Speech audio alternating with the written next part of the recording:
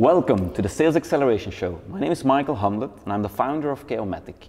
In this show we discuss all sales and marketing to accelerate your business. And today we're going to talk about leveraging your stage presence to grow your business. So I've invited an expert to actually build a company around this. Dado, thanks for joining the show.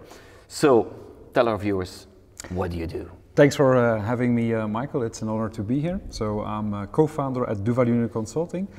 We help large organizations with their transformation and digitization.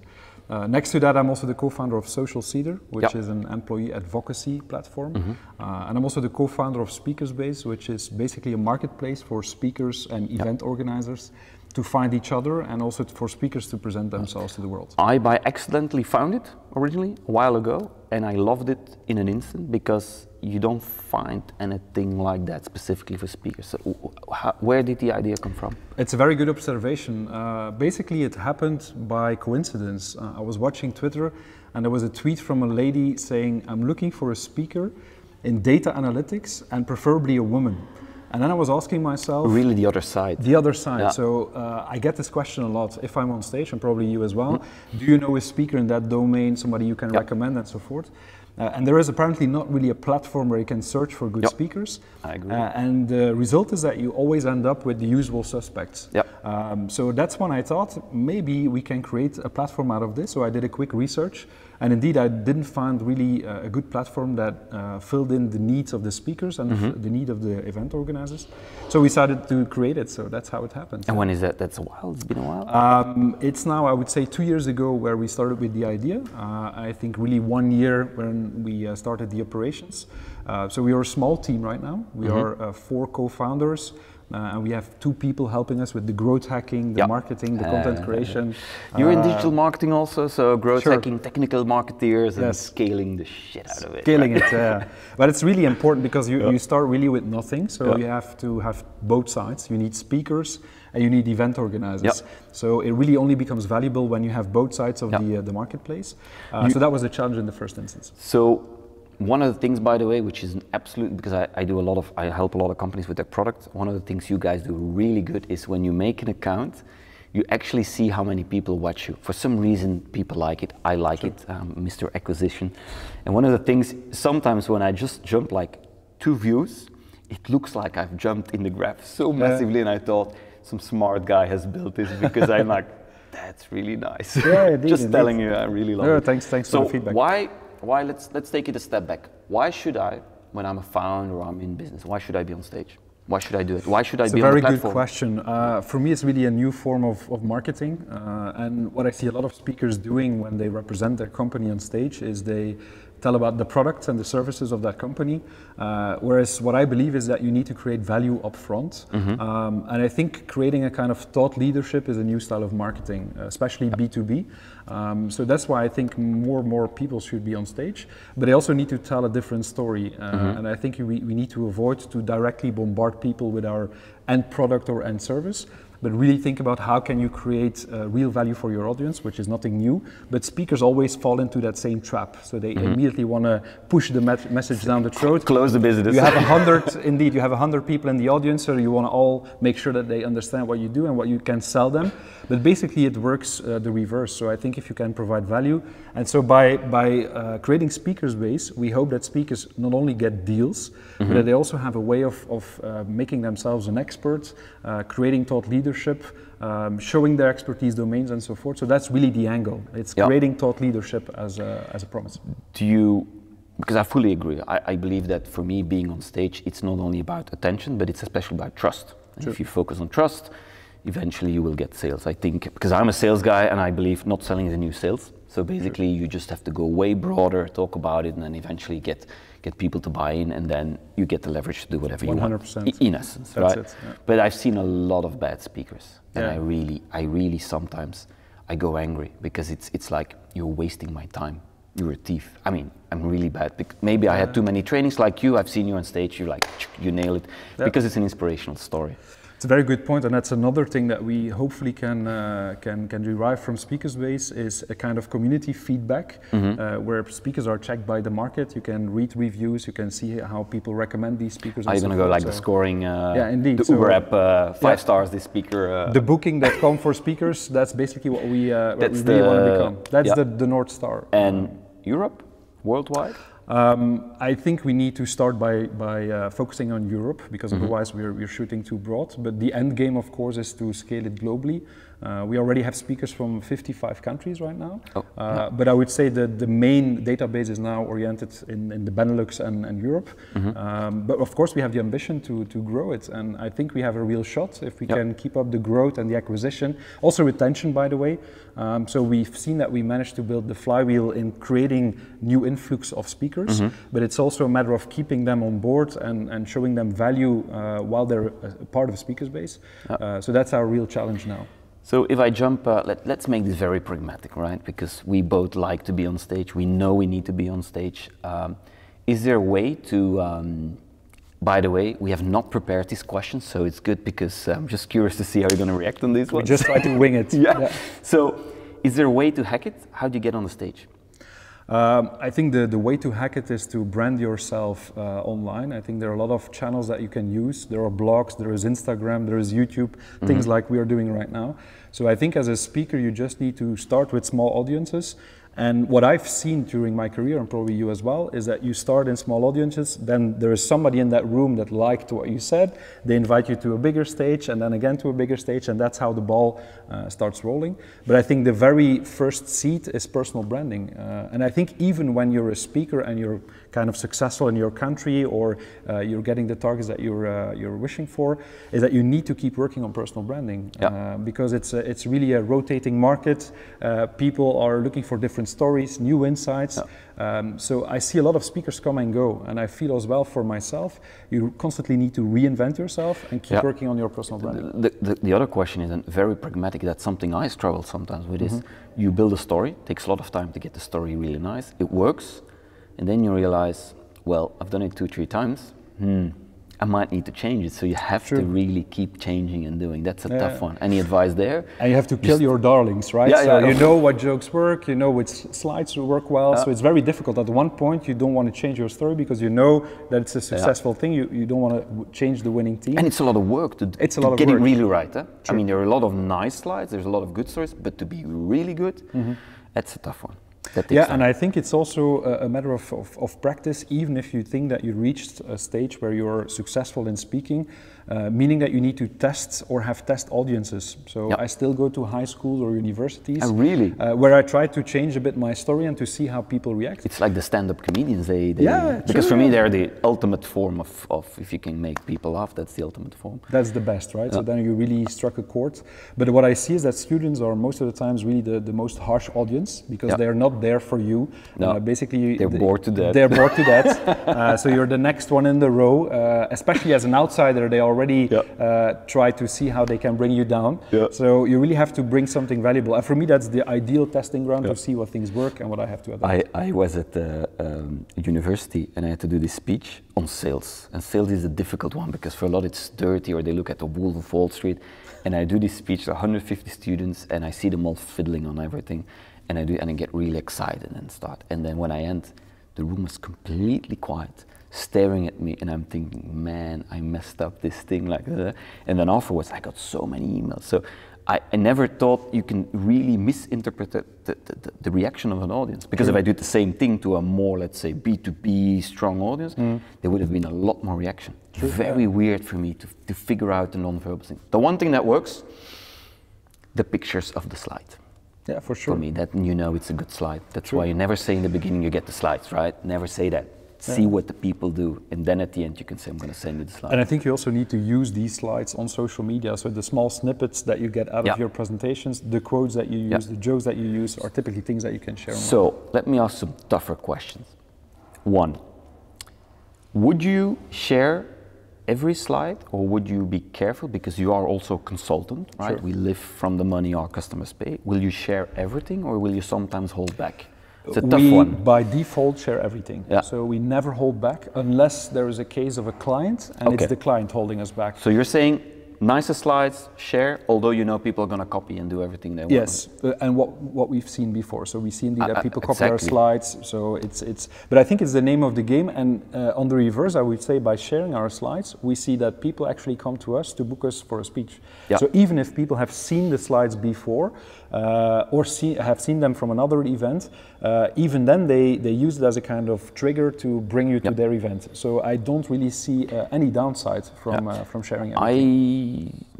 I struggled with that in the beginning. Now I'm doing it because the payoff is way bigger, and it forces me, although I'm lazy, it forces me to reinvent the picture the whole time. Why did you struggle with it? Because I thought, well, if I give it away, then they don't need me anymore. And then I realized eventually that it's not because I give the slide away, it's the story, it's the frame, it's the context that makes you on stage different. And two other observations from my side is they also want to see you and they want to hear funny. it from you. I never live. realized that actually. It needs to be you, not the other guy.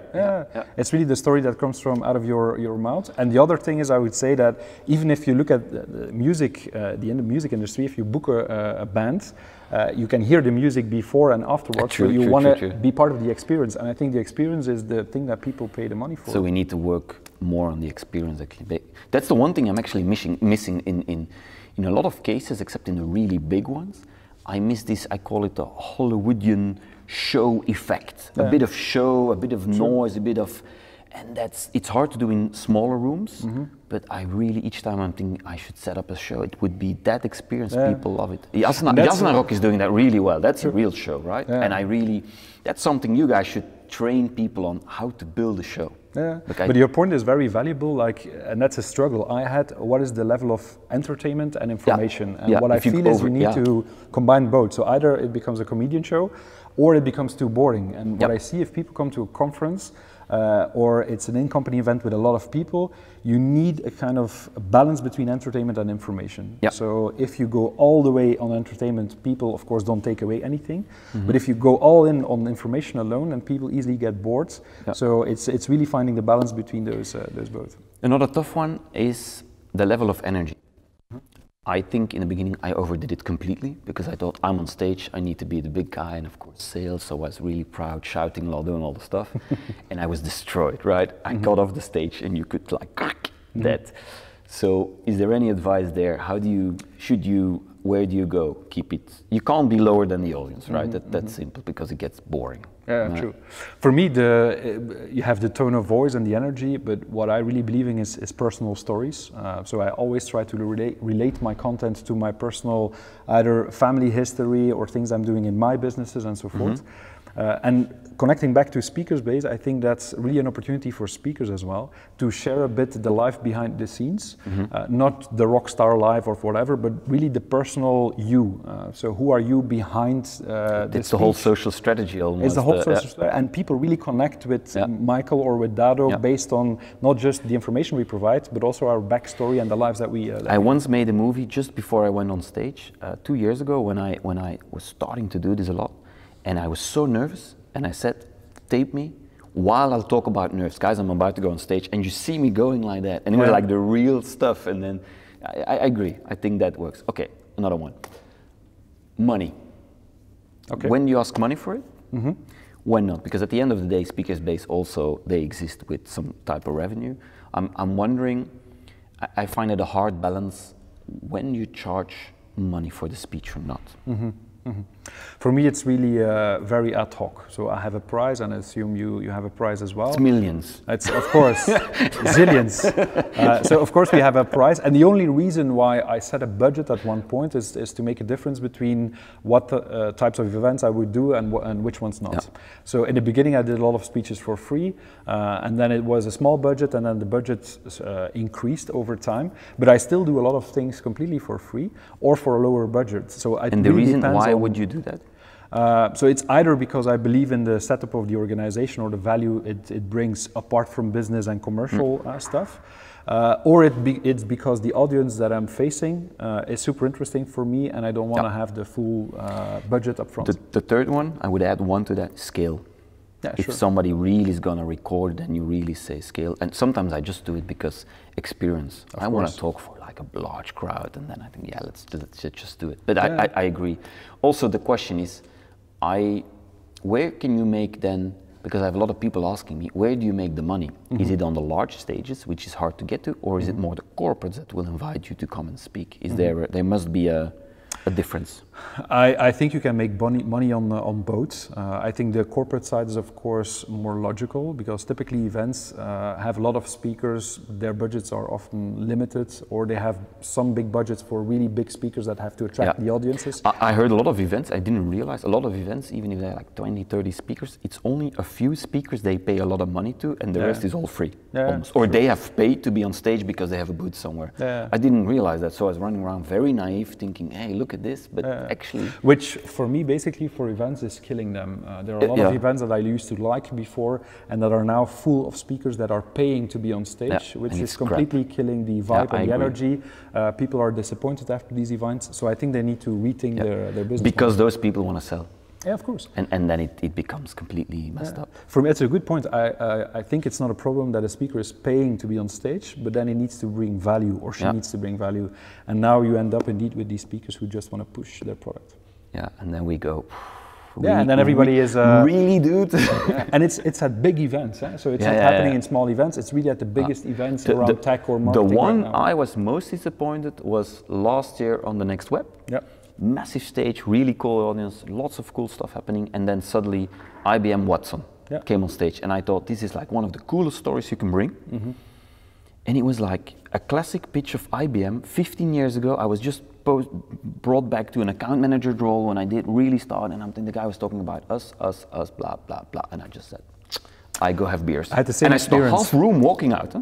Crazy. Snapchat was there as well, and basically they explained Snapchat on stage, which was... that was even more insane. It was crazy. This is how it works. You cannot imagine. And then what happens, so you have this VP of Snapchat coming, so everybody is in the audience expecting a big story, and then you have that guy explaining Snapchat on stage, which is completely crazy. I fully agree. Coming back to the corporate versus events, I think for corporates you can charge more easily, because often you have to adapt your story. If it's an in-company event, they ask you to tune it to their industry or tune it to their audience. And I also think the value might even be higher sometimes, because it's really, I always try to make it really, I try to make the mix between strategy and tactics, something pragmatic. Because I've seen too many way too high-end tactical stuff, which is nice, inspirational. But in a corporate, I try to always say, okay guys, this is what you could do tomorrow. Let me shock your world a bit, but it is possible with the use case. So you make it again, you blend it again. Well, it's basically we could combine those two axes. So you have the emotion or the entertainment, and then the information. And then you have the real tactics, short term, and then you have the longer term, which is also a bit inspirational, the future, what people always like. You know what we should do? Not we, but Speakersbase, we should do like a presentation battle. 2 minutes, 2 minutes, 2 minutes, 2 minutes.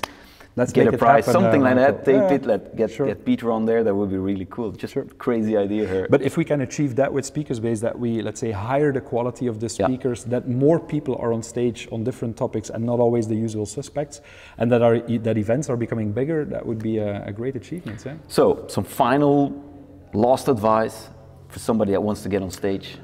I would say really start experimenting with it. Don't be nervous. Everybody is nervous in the beginning. I had a really good, because I still am nervous in front, and then Marnik, you know Marnik, told me, you're wrong. You're not nervous. You have adrenaline to do a good job. True. And on that moment, like 6 months ago, I suddenly realized I don't have nerves. It changed my attitude completely. So now I walk on stage and I look, pretty relaxed and think, hey, what can happen? Yeah, of course. And what can happen in the end? What can happen? Actually, they won't say anything. Very rarely, except in the Netherlands, they'll say something. They're always brutally honest. But even then, you have a takeaway, so it's not dramatic if people have feedback. In the end, it's about making sure that you can adapt and become better the next time. What I would say is that very strange for me, if I'm in front of an audience, it's all or nothing. So in the first 10 seconds, I feel, okay, this will be a good story.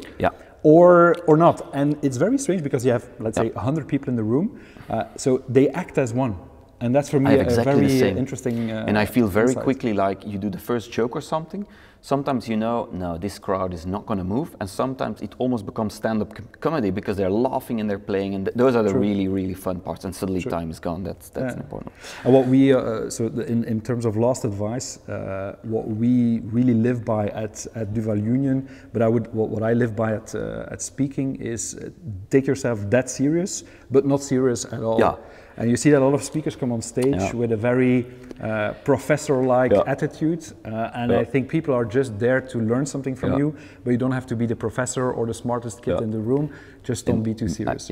Might also be a bit of a Belgium thing, but I kind of like to make jokes about myself, how things go wrong, but I believe absolutely is good. Now, every speaker that comes here, I ask them some serious questions. This is the black book with some really, really serious questions. First one.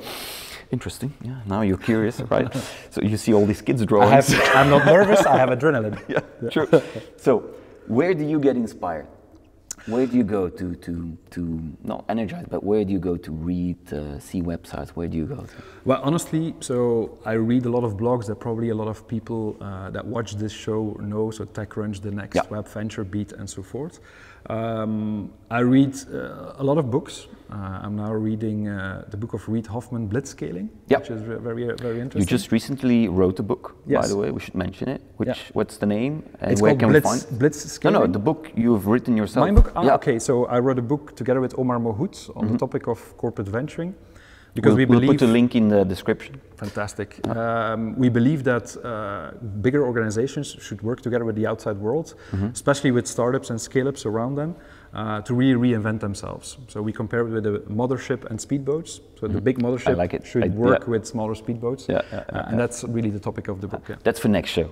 You come back and we talk about Maybe that one last point on what inspires me. For me now it's cities. So I travel a lot to Dubai. And people always talk about the US and Asia, and I really have to say that Dubai is a very interesting city. So for me, cities like Dubai, Shenzhen, Beijing in China, these kind of places inspire me. I love to just walk, like New York, just walk for 5-6 hours and the city changes, and I love that. Okay, so how do you, because I know you're doing all this stuff, how do you focus? How do you bring focus to what you do? There are two things. So strategically, I use the OKR methodology. So Google, objective, key results. I would say the template that Google uses to set focus for people. Really interesting. And more pragmatically, I use Wunderlist. And for me, Wunderlist is a lifesaver. The app? Really? So I have it on my iPhone, iPad, and my computer. And you make everything top trees all day. So you can give stars. So every day I just tick the stars that the things that I want to accomplish, and then at the end of the day I watch how far I got, and then I set them again for the next day. So that's my tactical instrument to keep focused. You're the first one actually to give really tactical advice. Yeah, it's hard. Yeah, I know it's hard. How do you do it? Okay, so how do you say no? And the reason why I ask the question is that all the real salespeople I have, we train them, we pay them to say yes. So it's really tough to say no. So how do you say no? I say no by being very, very transparent. To give you a concrete example, we got a request from somebody in Brazil to open up a consulting office together with us in that region.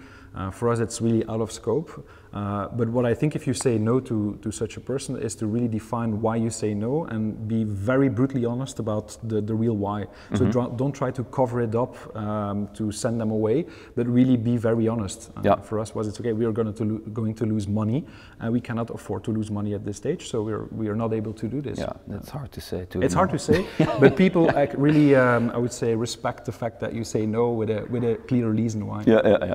So what's the biggest failure you had?